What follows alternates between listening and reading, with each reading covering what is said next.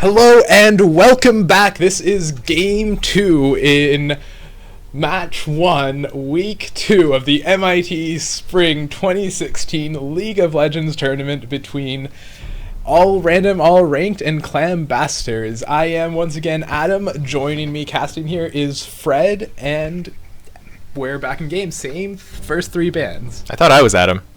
Sorry, I'm Fred. There you go.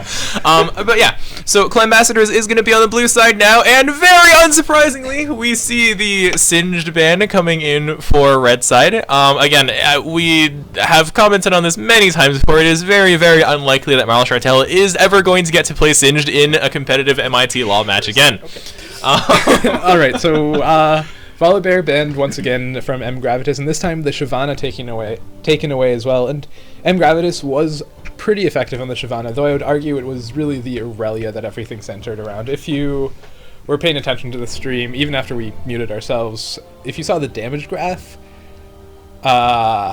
Sneaky Hitman did twice as much damage as pretty much anyone else in the game on that Aurelia. Interesting choice of ban here, actually. Garen taken away. Okay. By Marl Chartel himself. By the man himself. Maybe they didn't want him on it. Though I don't know. He didn't do that badly last game. No, he actually did pretty well. Considering how far behind he got early, he did very, very well that game. Yeah. Well, maybe they know something we don't. I don't know of any of the players on ARAR playing Garen, but maybe someone does on a different account for all I know. In any event, Aatrox and Katarina. I kind of figured he was going for that. We've seen this before from Marl Chartel. No, I completely expected that. Well, what we see a lot of the time in these tournaments is teams will either ban out what's abolished last time, or if they have someone that plays it, just go ahead and first pick it for themselves. Right, and we have seen Marl Chartel and Aurelia before. It's been a little while. It was IEP 2015. Has it really been that long? Yeah, wow. It was a little while. Wow, okay. And I remember one game where he did terribly, and another game where it started terribly, but then he hard carried, turned it around and completely hard carried. Yeah, I remember that. Good times. In any event, banning the Garen, taking the Aurelia. I don't know what the Aatrox ban is targeted at. However, Katarina targeted again at Expatriate. I don't think they want him on the Katarina. Maybe they want to force him onto the Akali again. That didn't really work out last game. We'll see how it goes this time. Yeah, now Lux is a very interesting champion. You can actually flex that very well in both the mid and support roles. I don't know when support Lux started doing so much damage. It definitely didn't when I used to play it. But I guess that was before Thunderlords. Yeah, I think Thunderlords plus new and improved Spell Thieves helps Lux a lot. Though I'm still expecting it to be mid lane. At least until we see more. I mean, it's a flex pick. Like that's the entire point. We're not sure where it's going to go. And for all we know, they're still flexing it. Maybe it could be that ZB Tech has some mid laners that he might want to try as needed. Like Gragas. Yeah, I don't think so. Gragas, very strong jungler right now. You build Runic Echoes into full tank. I don't know why it works, but somehow you do a ton of damage when you do that on like every champion who has nice AP scalings, like Amumu, Sejuani. I really want to try this on Maokai, actually. Oh god, it sounds really scary. I mean, there's a reason they tuned down Runic Echoes a little bit this patch. Yeah, but the problem is Cinderhulk is a pretty terrible item because, I mean, the multiplicative stats are nice, except you can't really make use of them because you can't farm. Yeah, I mean, we still see people going for it. Ooh, it's gonna be the same bot lane. We do see people going for it, but again, Cinderhulk makes it very hard to actually farm effectively in the jungle. Yeah, that's true. So like, you're going to be as tanky if you get Runic Echoes in some sense, just because you can afford more items. And this is, I think, why we don't see Cinderhulks that commonly right now. Yeah, it does shine in the late game, but can you get to the late game? That's the issue. Like, I think you fall too far behind. You basically become a glorified support. I mean, back to Season 2, right? Right. Good times. Yeah, I don't miss that necessarily. I don't know, support in Season 2 was pretty fun. I liked buying 10 boards every pack. I loved Heart of Gold. Anyways, we do see Echo for Aatroll and Lucian for Vim.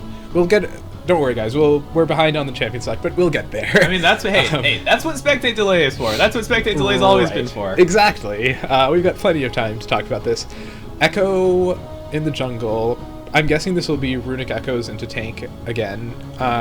Tank Echo, really strong because your bases are very high. Especially from your passive, you just keep proccing your passive and doing lots of damage while being basically unkillable between your ultimate and your, like, everything. You have a giant shield too. I don't know, it could be Jungle Akali. I doubt it. Meanwhile, Vim taking Lucian. Lucian a very solid AD carry, and I think that he always will. He's never going to be the strongest, but never going to be weak, I think. Yeah. And I like that about him, actually. Yeah. Adam's just salty about Jungle Akali because we got destroyed by it like 3 times. I have no memory of this. Yeah, it's because you probably blocked it out because she got fed by camping you in top lane. I don't believe this. I honestly don't believe this. Anyways. Alright, so we do see the Bard get locked in as the last pick for CLAM Ambassadors. Now, Bard is a personal favorite champion of mine. I really love seeing Bard get played. I have a lot to talk about with respect to Bard, but I think we'll save that for when we get into the game and we actually look at some of the plays being made. Now, Adam, how do you feel about that Wukong lock? Well, we'll have to see. I have never had success with Wukong in Summoner's Rift, even though it always seems to go well in ARAMs. Probably because he's like easy to play in ARAMs. You just hit R. Anyways, he does have the Ignite. Marl Shortell taking the Teleport this time. So TP advantage to Marl Shortell, but the kill pressure in lane will probably go in favor of the Wukong. I honestly don't know that much about his matchups. He's, in a lot of senses, I get the impression he's kind of an anti-carry. You pick him into the likes of Quinn, maybe Graves, because for some reason you do a ton of damage to them if they're ever in range to hit you. You hit E, you hit Q, and that's half their HP gone. Yeah, your trade pattern is very simple, very efficient, and very effective. Yeah. You smash your E on them, you auto-attack them if you can for the Q auto-attack reset, maybe auto-attack them one more time, and then you use your clone to get out before they can really do anything. Yeah, pretty much.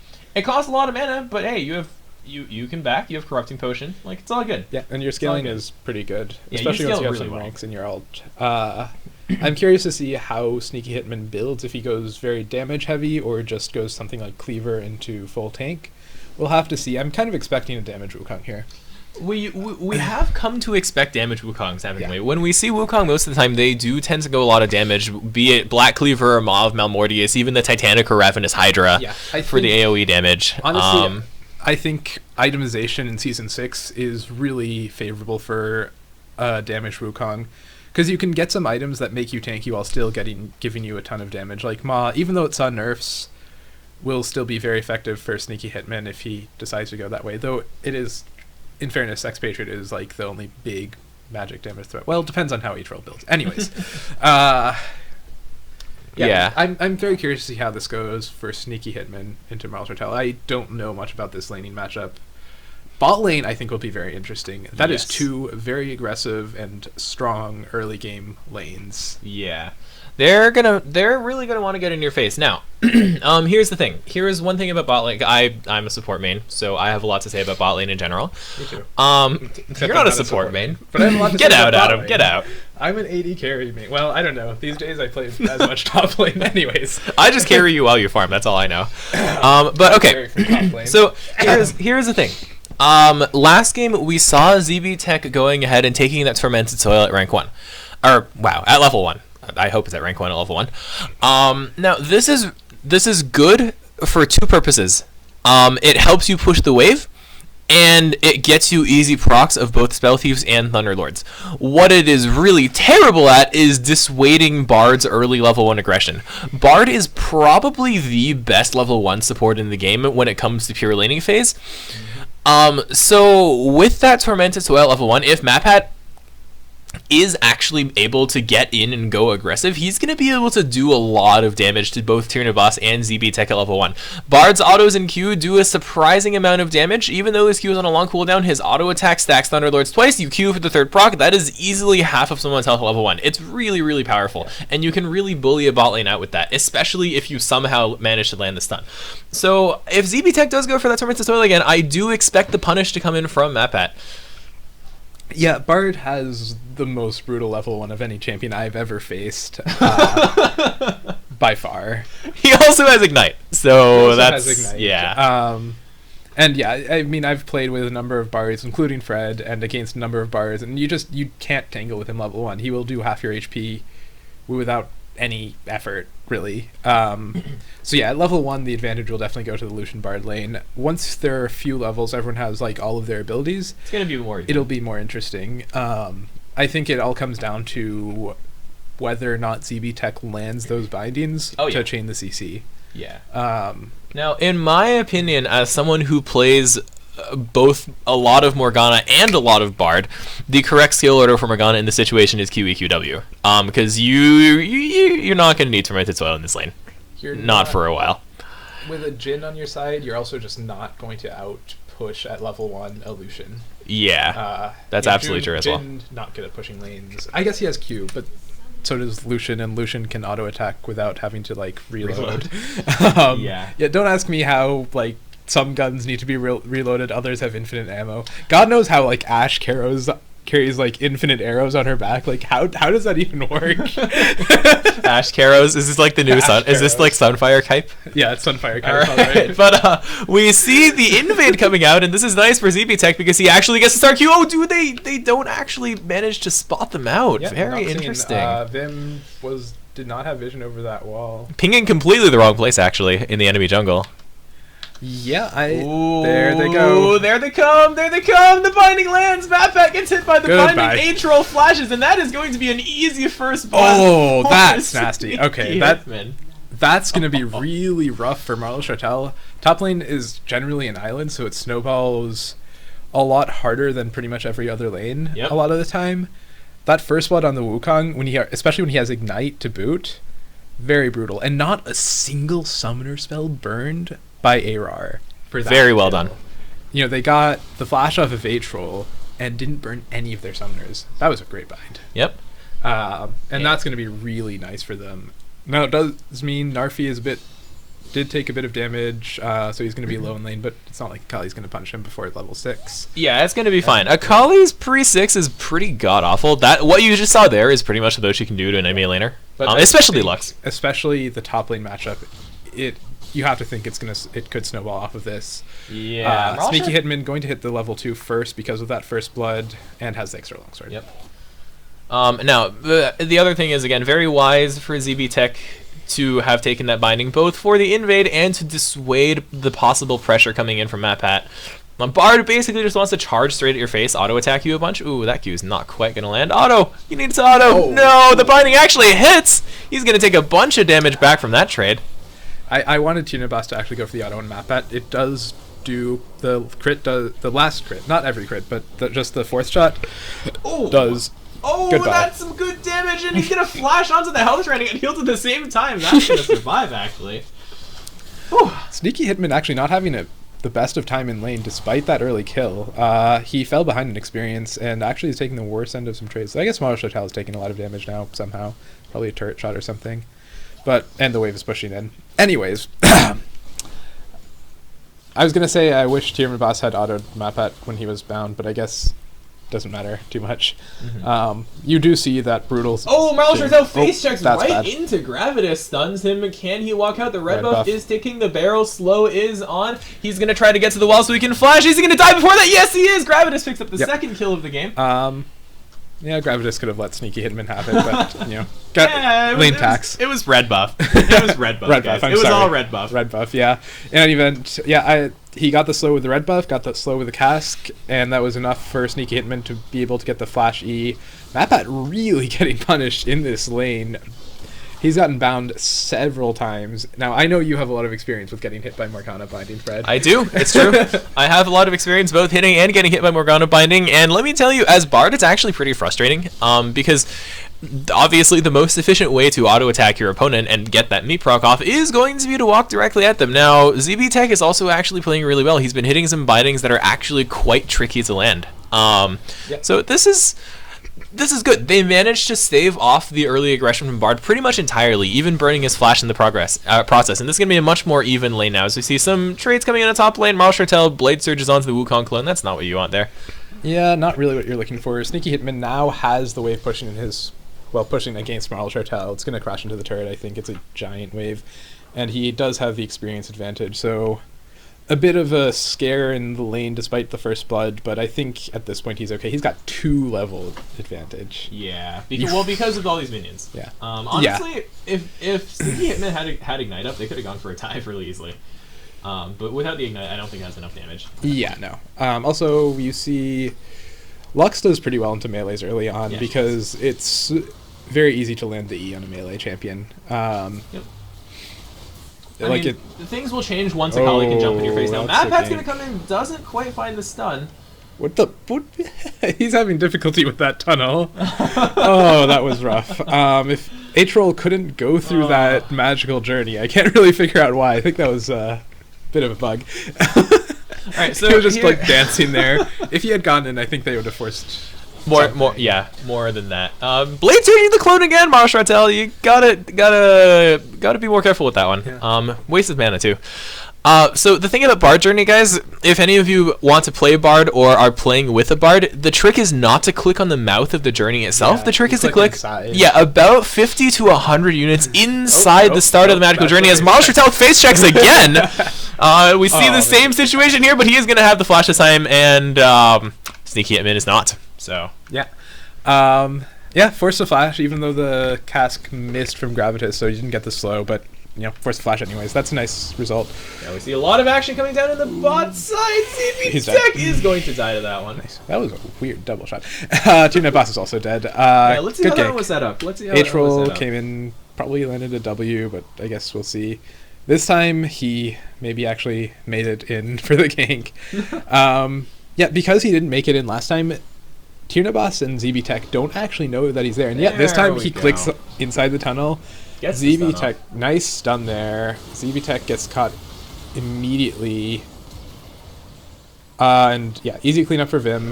Get the kill, and then nice damage from Bard. Alright, so I don't usually do things like this, but I really want to go back and take a look at that second shot of Lightslinger, because I saw that at the time. I was really confused. Just pay attention. He's going to E. The first shot will get the kill, and then the second shot will go pretty much nowhere. If anything, it hits MadPat. Yeah, I think that's a bug. That definitely should have hit Tirnabas. It didn't really matter in the long run, so that's a fun mechanic. Anyways. I just wanted to know where that went. Expatriate is in a lot of trouble here. You should have ulted. Oh, he didn't have no mana. I was gonna say, where he is inside of there, but again, no mana. Oh, the dive actually. Done. Oh, well, the flash is gonna get burned, but not too much is gonna happen there. Meanwhile, Marshall's gonna go behind against Sneaky Hitman. Doesn't quite get hit by the last of the ult's damage, but he's gonna get Nimbus struck and go down. Yep. Sneaky Hitman is pretty far ahead at this point. He was already 1-0-1. Actually hadn't bought in a while, but had a pretty large experience advantage. As you see, he's level 7 to Marl Chartel's level 5. The base stat's worth quite a bit, even if he doesn't have any items. Now he's going to be able to go back. He has a lot of gold. Let's take a look at how much gold he has. Wow. 2,000. That's a big payday. He's going to be able to get... Well, we'll see what he goes for. AP. Oh, God, that's terrible. All right. Well, he probably bought a pickaxe. I would... And no, he bought a serrated dirk. Okay, so going for... Okay, there we go. There we go. Going for Ghostblade, okay. Yeah. I wasn't sure. Black Cleaver also very good on Wukong once you get to the team fight phase, but when you're 1v1ing, Ghostblade will do more for you. Yep. Cool. Also gives you the extra safety and so on and so forth. Pink Ward cleared out by M. Gravitas in the meanwhile. M. Gravitas has been very good with his gank so far. Yeah, he has. Given a lot of pressure, and especially to Sneaky Hitman. We saw what Sneaky Hitman could do when you give him a lead last game. Yes. Now, I actually really like Ghostblade Russian lane on Wukong, just because the flat armor penetration has so much synergy with your Q's percentage armor shred. You crush down so much of their armor, you just do so much damage after getting that item, and for a lane that's already going in your favor, that's brutal. That's really brutal. Yeah. We're also telling kind of an interesting position there. Gonna trade back a ton of damage, and gonna sustain from the ultimate, not quite gonna go down to the ignite. The ultimate plus the corrupting potion, just enough to keep him alive, but he's going to be forced out of lane, and Sneaky Hitman gets to push this last wave. So, small win for Sneaky Hitman. Did not have his ultimate available. It's just about to come back. If he had it, that would have been an easy kill. Yeah. Well, here's the thing. Sneaky Hitman knows TP's not up, so he can actually just freeze here. Yeah. What I was going to say about Ghostblade, I mean, when they changed it for Season 6, it made it such a good item, or like a way better item on bruisers than it used to be. No, absolutely. Gave it lots of extra AD and got rid of the crit chance, which was kind of not as useful necessarily. Not that it's bad. We have a little bit of fight. I don't think anything's coming out of this. No. Yeah. Just... Yeah, really nice item ever since they changed it. Yep. Oh, nice done there. Tuna boss in. Gonna take a for bunch of damage. Ooh, has to flash out of that one. Yeah. Yeah, they can honestly keep going. Oh! That might actually get the kill. No Ignite. Yeah, yes, Ignite is just going to enough. take him down. Let's And go back and look at what also- happened in top lane at the same time. Marl Chartel is going to go aggressive onto Sneaky Hitman. Uses the decoy out to buy time for the gank coming in. Gets the knock up as well. And Yeah, Gravitas easy. comes in for the explosive cast, knocking Marl Chartel back. And And the flash cleanup for the Get the kill. kill. Now, bot lane, there's a dive right now. Tuna boss very low. Oh, And he's dead, nice. yeah. I was about to say that's about to happen, but then we went back. But yeah, Yep. somehow we got to see both kills, which is great.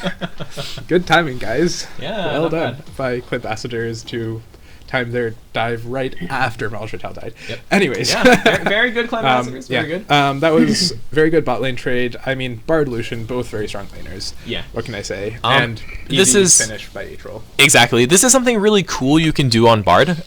Is ult the enemy turret. Now you have to be careful you don't hit the enemy champion, because if you hit the enemy champion, you've lost everything you wanted to gain. And as we see a solo, not a solo kill, a kill coming in on the mid lane on Expatriate. Let's take a look what happens there. It is another gank by Gravitas. It looks like. So Expatriates. Dive in. Oh no, not even. Oh, He just. Oh okay. wow. Really good cleanup by Narfi. Just enough mana for that combo. Now they are going to trade a dragon for this. Can they actually get this one in time? Well, let's see if Gravitas comes in. Oh, Not just barely. quite enough. Okay. Yeah, not quite in range for the smite. Not able to get that, but still, I think overall that's advantage from at least just the mid lane kill versus the dragon. That's kind of in favor of ARAR at this point in the game. It's just first dragon. You get the multiplicative stats, which is nice, but no gold gain from it. And the kill is going to help snowball Narfi, who's already ahead by 20 some odd CS and very close to that Ludens. Yeah, Ghostblade finish now on the top lane Ouch. before Sneaky Hitman. That, yeah, ouch is right. Those two cloth armors aren't going to mean very much against that. Yeah, Ghostblade plus Q is going to get straight through that. In fairness, it would do even more if he didn't have any armor. But yeah, 2 levels as well. That's just painful. That's That half damage! Of Marl Chartel's HP gone already.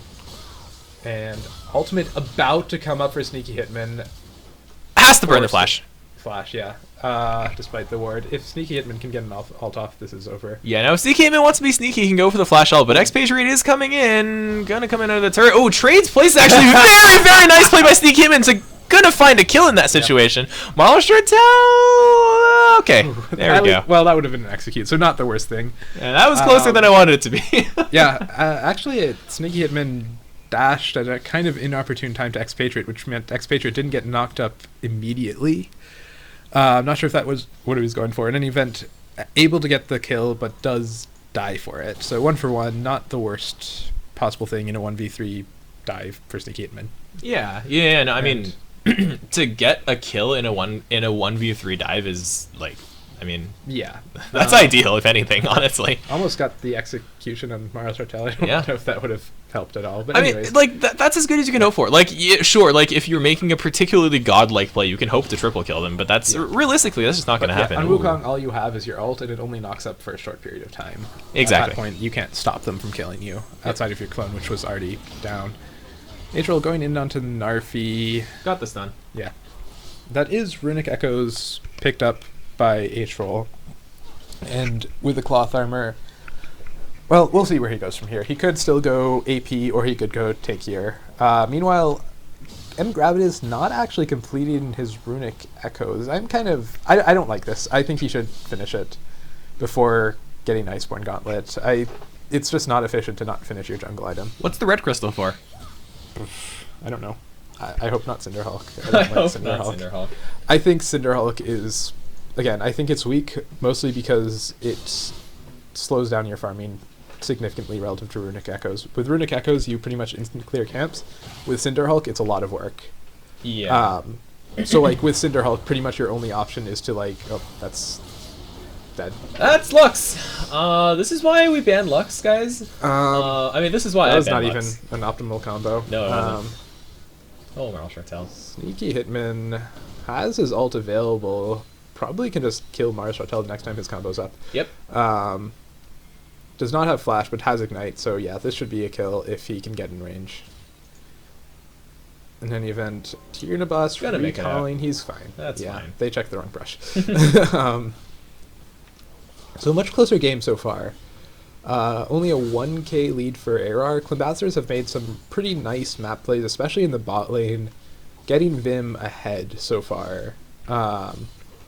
Last time Tyrannobos had a very easy laning phase, pretty much for free against an Ezreal, because Ezreal doesn't have lane pressure. This time with the Lucian, Vim has a lot more pressure in that laning phase and actually has a kill as a result. Now, unfortunately, 2 kills onto Bard, not the best, but oh well.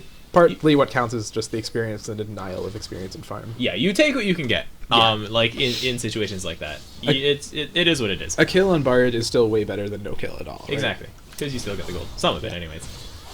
Marl Chartel ulting, maybe looking for something, but he has to be careful. Sneaky Hitman still holding on to his ultimate. This is actually something I don't like about the Rageblade builds. If you get behind, it doesn't really do anything for you. You're not going to be able to stay in combat long enough to get the stacks up. It's not going to give you the upfront stats you need to actually survive and make the trades. And this is why actually there are some champions Rageblade is really good on. But I don't actually think it's as good as people make it out to be, just because like you don't get those upfront combat stats you get from the Yomu's Ghostblade. You can't go in for those trades. Well, actually, oh no, that's a dead Marl Chartel. Can H-Roll actually find the kill on this one? Sneaky Hitman forced to flash out. Doesn't quite have the decoy. Oh, does have the decoy now. Can he get the juke? Nope. Phase dive. Yep, phase dive more than enough to. H-Roll was sitting on it. That was the smart. And now, in the meantime, we see some more action coming down in the bottom lane. Let's see what happens here. Well, Finn looking for the kill onto. Never mind, I thought I saw him going to the brush. We've seen this before, guys.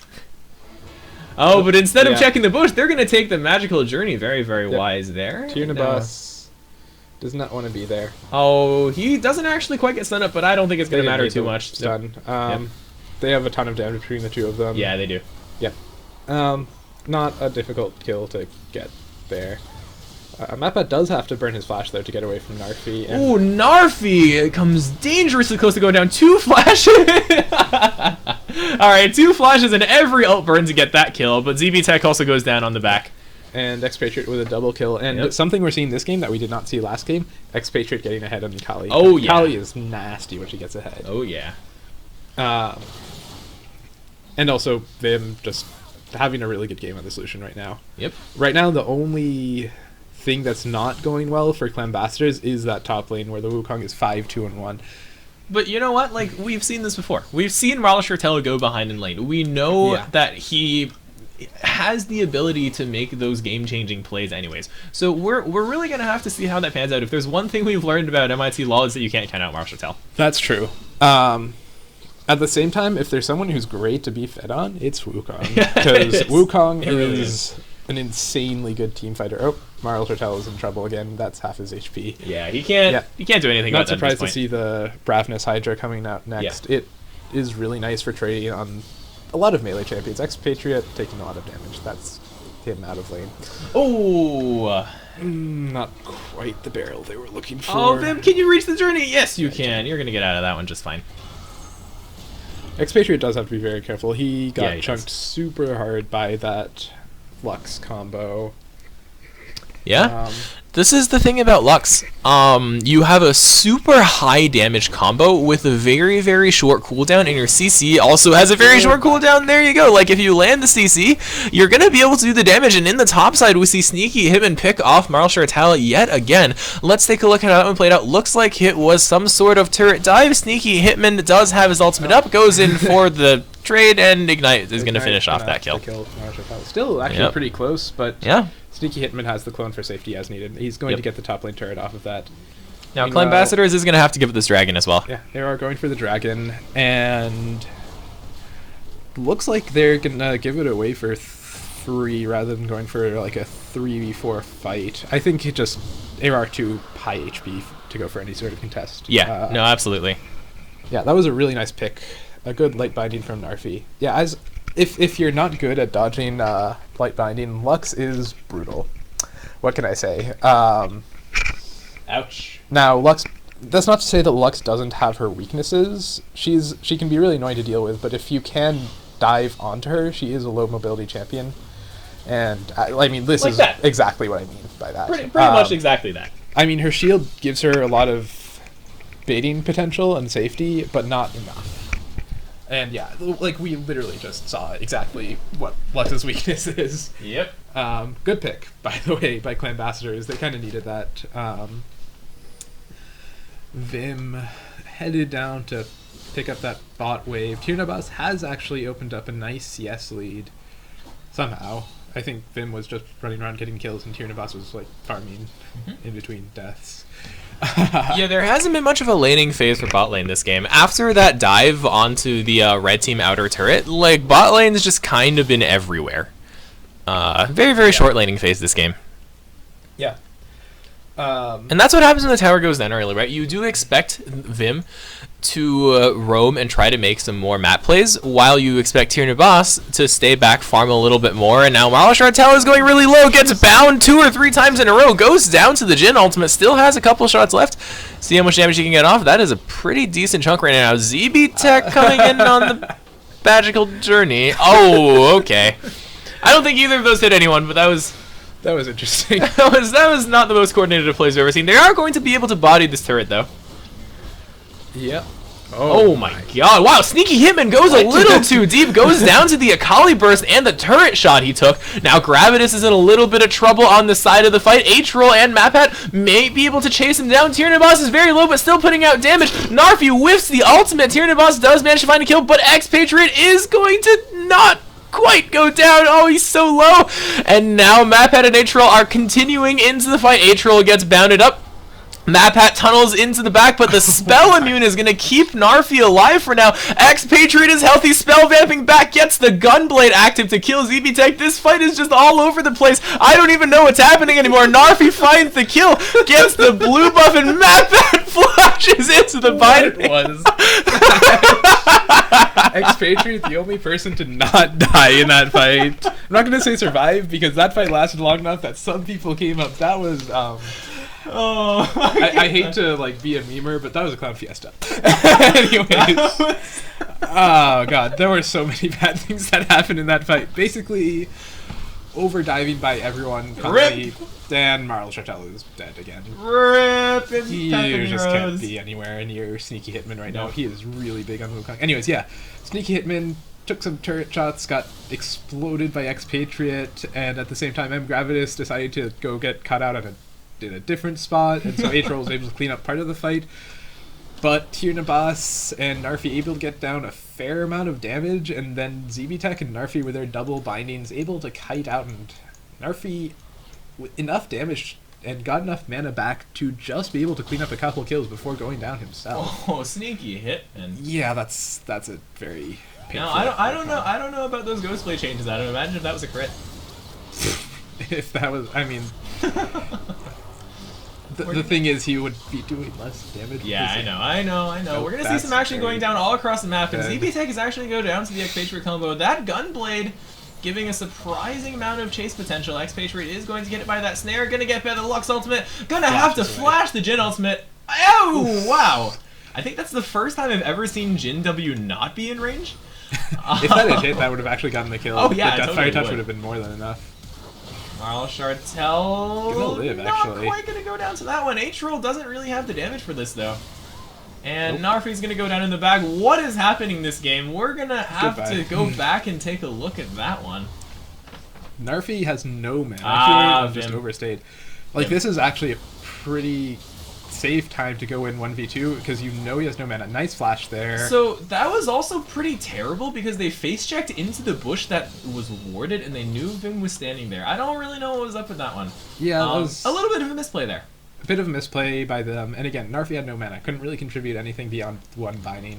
And Vim is huge this game. Why would you walk there? Just why would you walk there? I don't know. Don't ask me. Right, a little bit of a misplay there. But yeah. Hey, it happens. Now, what I would like to point out is we see how Sneaky Hitman is super far ahead, 7-3 compared to the 0-7-2, almost doubling the CS of Marl Chartel. If we look at his gold lead, he has more than a 3k gold lead, and yet his team is behind in gold. And that does not say good things about the later course of this game. Well, it depends on how they play it out, actually. Sneaky Hitman is huge, obviously, and Wukong excels at team fighting. You know, on some champions, I worry when they get a lot of gold, like all of the gold. On Sneaky Hitman, if he gets the right Wukong ult, he can 1v5 win a game for them. He can. The thing is that lacks reliability. That's because true. his build has no tank stats. We saw how fast he died last fight in spite of being super duper fed. In fairness, he took some turret shots. He took 2 turret shots at most. He died too fast to really even take any turret shots there. So he has to be careful. Yeah, obviously. Like, he shouldn't be the first one in. He should be following up on M. Gravitas, really. Who still has not completed his jungle item. Yeah, I don't like this build. It's inefficient. It's basically a glorified sightstone. A worse sightstone, actually. Hence glorified. It's like the opposite of glorified. What's the opposite of glorified? No, glorified totally means that it is not as good as... No, like glorified support. It's slightly better than support, right? No, I always thought that meant it was slightly worse than support. What? No, the jungler is slightly better off than the support. I'm pretty sure of about this. that? Okay, well... Yeah, and like when you have a top lane Lulu who gets camped, you're a glorified support Lulu, right? That doesn't necessarily mean you're better off than the support. That just means you sound better than the support, right? I guess, but I mean, at least you're farming a bit, right? The support doesn't get to farm. I don't know. Marl Chartel's not really getting to farm this game. Is he also a glorified support? Well, no, because Aurelia is a terrible support, as we've actually seen in Korea. Thank you, Tucson. I will have you know that one started in China, Adam. It did? I'm pretty sure it did. Are you sure? I think so, yeah. Oh, God. It might have started in Korea and China copied it. I forget which way it went. ZB Tech got nice. the steal. I love doing that on Morgana. Pretty satisfying. It does have a pretty high base damage, even if you have no AP built. Oh, yeah. It totally does. Banner. I like that. Interesting. I love Banner. Yeah, going to get the side lane pressure with that. By the way, they have very little side lane pressure. Note how both side lanes are pushing in favor of Clan Ambassadors, and that's going to help them out if they commit to this harem. Yeah, well, the thing is, neither team is really doing anything right now. Yeah, they're just kind of clearing waves in the mid, but neither team going to... Oh, there's the catch map! That is going to go down right away. Yeah, and that's a very dead Bard. You're very squishy on that Bard. Yeah, now, they have some options here. Right? They can go for that dragon. They can choose to shove waves, or they can choose to clear their side lanes. And it looks like they're probably going to go for the least effective of these 3 options, just trying to beat down the main door of Clan Ambassador's base. Though fortunately we do see Sneaky Hitman going out to clear out top of it. That's going to be a lot of CS loss though. Yeah, he missed probably at least like 5 or 6 CS in the time he was just sitting around the mid lane. Yep. And they're not going to get anything out of this because of the side lane pressure. Yeah. This is why side lane pressure is so important. Yeah, it is. When you get picked off and you have the pressure in the side lanes, the enemy team can't really do anything. Yeah. And here's the other thing. When Sneaky Hitman peels off, Clan Ambassadors actually wins that 4v4. Oh, but Marl Chartel's gonna get caught though. This was not a very good dragon call. The team was just a little bit too close by. Jinalt's gonna come in, raining death on the entire team. Binding has to get dodged out of, and they might have to just give up that dragon again, Adam. Flash binding misses. That's a little awkward, but they're gonna get the dragon anyways. If the flash binding had hit, that was another kill. In any event, yeah, it was a 4v4. And Clan Ambassadors were the ones aggroing dragon, which means that they're A in the worst positioning, and B taking a bit of damage to begin with. And yeah, Tirnabas was not far off. He was pushing the bot lane, and also he's Jhin, so he has like 6 bajillion range anyways. And as you saw, all he did was ult that fight, and that was enough. Yeah. And yeah, damage is damage. Lux is very good at creating those picks. That's why Fred always bans her and gets tilted by her. I hate dealing with that. Honestly, any champion that can reliably just pick off random members of your team, I hate dealing with that. Rammus is a good example as well. Adam can tell you that I always, every time I see Rammus, it's just instantly nope, goodbye. Yeah, Fred gets super tilted by Rammus. I don't get tilted by Rammus, I just think Now, Blitzcrank on the other hand. Now Blitzcrank on okay. Let's not talk about Blitzcrank. I don't have a very good record against Blitzcrank. Blitzcrank is annoying to deal with though. Yeah, like you have to always be on guard, even if you're winning lane. It's annoying. Anyways, yeah. I mean, I have a lot to say about Blitzcrank, and it's not all salt. But yeah, Marshall are gonna have to lash this one. Let's get back to the game. Yeah. Yeah. Marshall Chartel. I mean, the thing that we didn't actually talk about though, we were talking about how a lot of the gold is on Sneaky Hitman. Though at this point, Narfi actually has a fair amount of gold, and because the farm is pretty good on both Narfi and Tierna Boss, they're not that far behind. Yeah, they're behind, but like they're still in the game easily. Yeah. Like in terms of items, you can see that Vim is barely ahead of Tierna Boss. No, that doesn't mean that Tierna Boss can actually fight this. Vim is gonna find the auto, gonna get the solo kill. Lucian, very good at that, doing that sort of stuff. Don't fight a Lucian, please. Especially not a 5-1 Lucian who's now 6-1. Now Vim is gonna get collabs on, and there's no way he doesn't know dead. this.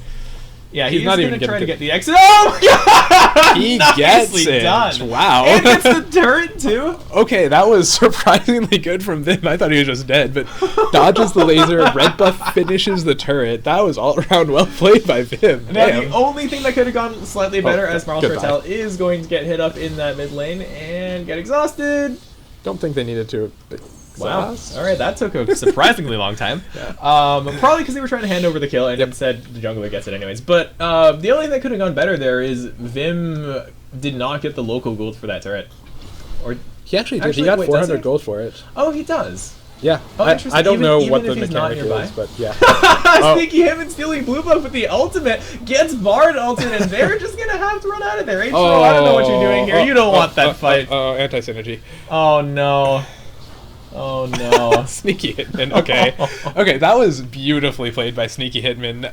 Anti-synergy, though, between H-Roll and Mapat. H-Roll missed his stun because of the Bard ult. And that's why Sneaky Hitman was able to clean up both. And good decision-making, going immediately for Mapat, getting him low enough for Ignite to finish, and then going straight onto H-Roll and getting the double. Beautifully played, and also really nice bind, the assist from ZB Tech. But yeah, nicely done by Sneaky Hitman. Just, that's how you play with a lead. That is basically the perfect thing to do if you have a giant lead. Go into the jungle, kill the jungler and support.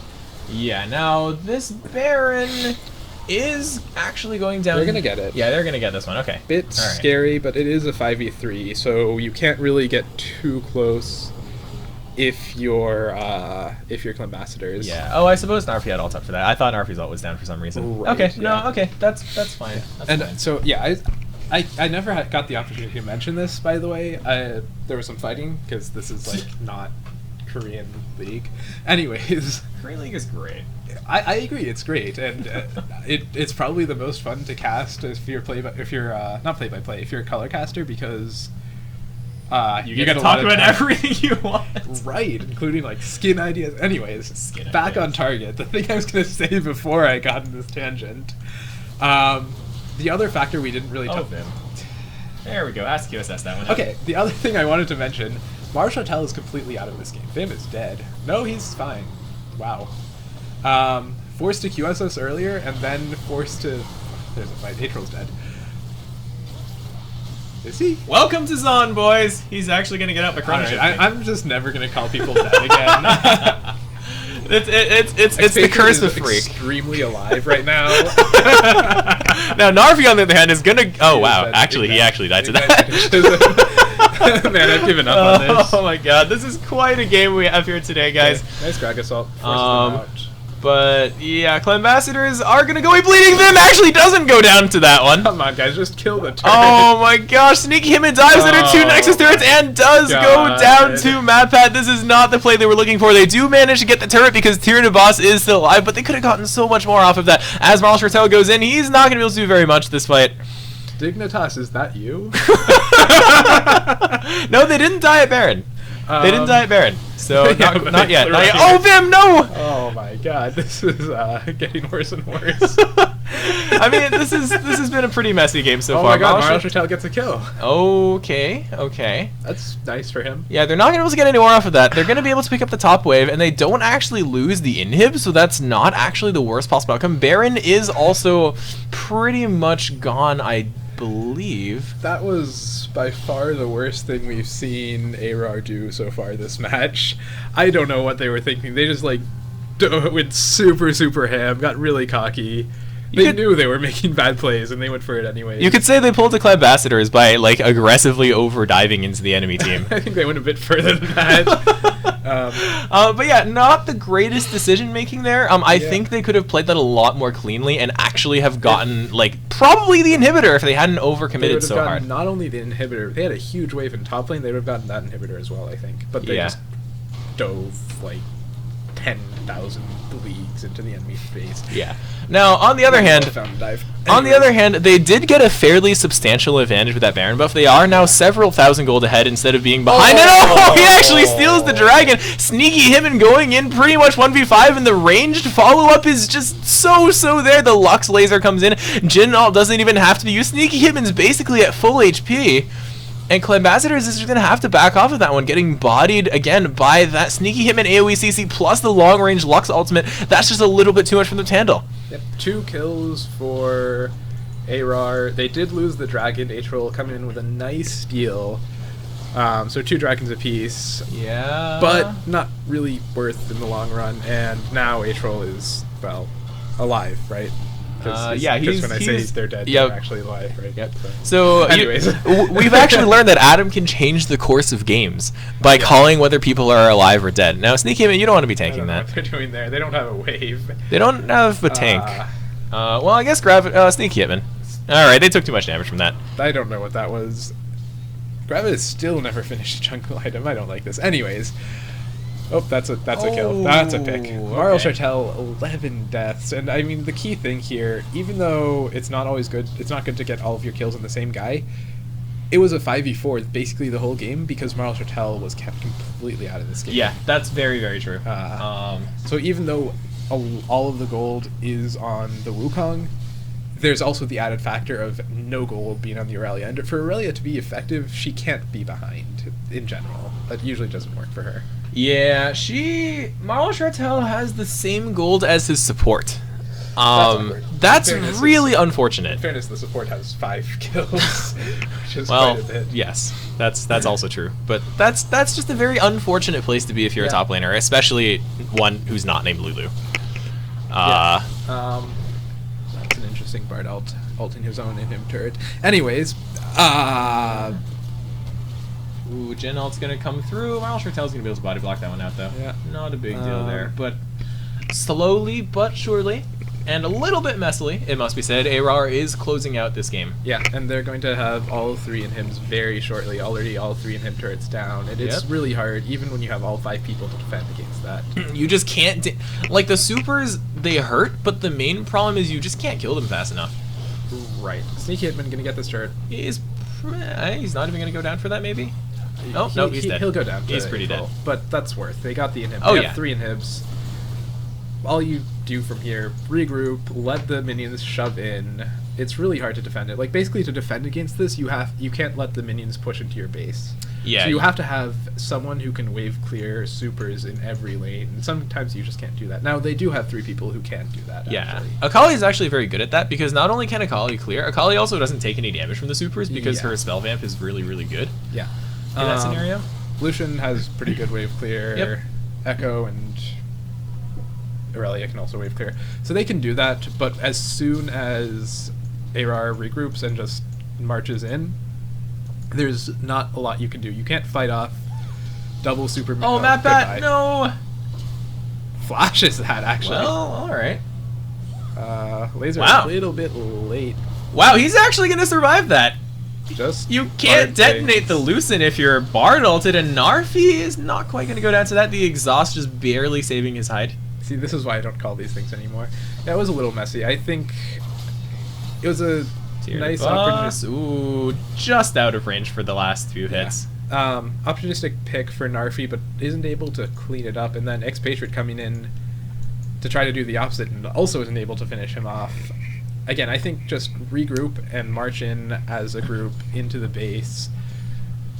Honestly, if they really wanted overkill, they could go for Baron. And I think that's exactly what they're doing right now. Yeah. Like, There's nothing you can do about it. Right, with 3 inhibs down, they literally could have AFK'd in their base for a full minute, then gone to Baron, and it probably would have been totally fine. Now, Atro's gonna go in a little too early to actually get the steal down. Don't have quite enough vision. Maneuver as before, but didn't time it very well. Nope, he's gonna give up on that one. He can't. The thing is, you want Clan Ambassadors, if you're ARAR, to try to... Okay, goodbye. That all was not even necessary. Yeah, wow, that was brutal. Expatriate Stain for... I don't really know what. That should be the game. That should be the game. They have Baron, they have a 5v4. They have supers in every lane. Yeah. Oh, this is painful. This is pretty painful. Again, you want Clan Ambassadors to try to contest the Baron, and they have no attempts, because then they will literally just lose to minions. Yeah. Oh, the Bardock goes down. Nope, then that's just a kill by Sneaky Hitman. Yep. Almost solo kills Vim. Yeah, not a lot to say at this point. It's just a matter of time now before the Nexus goes down. That's the 2-0 for ARAR. Very well played. This game a lot messier than the first one, but in the end able to, again, play around their fed top laner in the long run, set up picks, and win the game. Yeah, a little bit rough around the edges, especially towards the end, but again, they played very well around Sneaky Hitman, who I think has actually pretty much the same KDA he did last game. They were able to set up the game around Sneaky Hitman, around his engages. Now, sometimes they did go a little bit to him, and that was pretty sloppy, but they were far enough ahead, and they did make enough good plays to be able to close out this game very, very convincingly towards the end. Yeah. Now... That's the series, Adam. Yeah, 2-0 to all random, all ranked over Clan Ambassadors. Thank you for watching, and be sure to tune in tomorrow for some more games of League of Legends casted by, well, we'll see. All right, have a good evening, guys. Please feel free to play some Bard in solo queue. Great champion. Or Ascension. Ascension's or Ascension. Ascension's out. Yeah, go ahead and check that out. Ascension is really awesome. If you haven't played Ascension before, it's a ton of fun. I recommend Kale, Akali. Kha'Zix is really good. Rammus is surprisingly hilarious. I tried that. It was fun. Yeah, but yeah. Darius. Oh god, Darius. Anyways. Yeah, I recommend Ascension. It's a lot of fun. It's fast, it's fun, it's not Dominion. But yeah. Alright. Have a good evening, guys, and tune in tomorrow for some more League of Legends.